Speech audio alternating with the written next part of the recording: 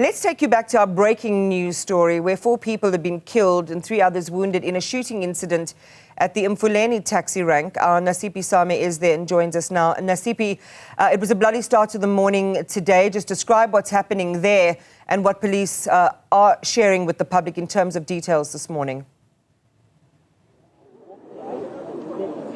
Well, Iman, what I can say to you and confirm that it was indeed a bloody start to the Friday morning for commuters, particularly the ones that are using the Mfuleni Taxi rank. We understand that operations regarding taxis has been rerouted as the taxi rank has been cordoned off following this morning's deadly shooting, confirming, or rather police confirming, 4 people losing their lives in that deadly shooting, with 4 people left injured. And not too long ago, the families of those that were involved in this particular shooting have just arrived and getting those details from police officers and how to move forward. We can see the forensic pathology services on scene. We know that the crime scene investigators are also combing the scene to try and see who might be responsible in this particular shooting. We know that the issue of taxi-related shootings or violence has been quite the concern for police in the Western Cape. I mean, if we take it back to January, the shooting that took place in the Nyanga taxi rank that saw more than 15 people arrested, police officers confiscating several firearms, nearly 25 firearms that were confiscated in that shooting, with the city of Cape Town in January also releasing that nearly 100 gunshots went off in the Nyanga police taxi rank. But also just not too long ago, another taxi-related shooting that took place at the very same taxi rank in Nyanga.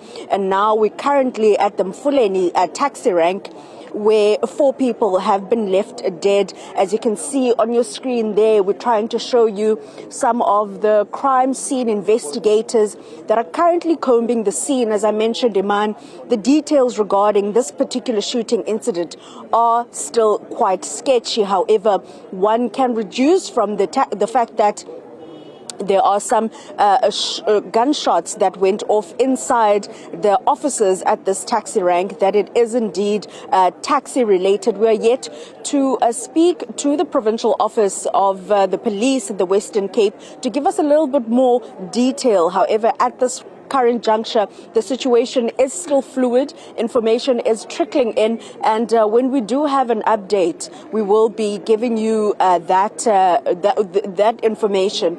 But at this present moment, crime scene investigators are still combing the scenes with the family of those that have been affected by the shooting, also making their way to the crime scene. As you can see, the taxi rank has been cordoned off, but the taxis are operating outside of the taxi rank. As one can imagine, the commotion that this shooting might have caused this morning, affecting the operations as many are making their way to and from work.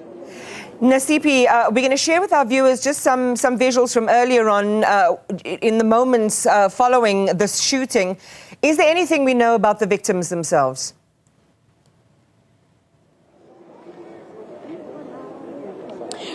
At the moment, the identities of the deceased or victims have not been released, pending the notification, of course, of their families. We are also just showing you some of the family members that have arrived and standing near the cordon off of the taxi rank, and we can expect for them to be briefed by police regarding the identification of the people that have been affected, including the deceased.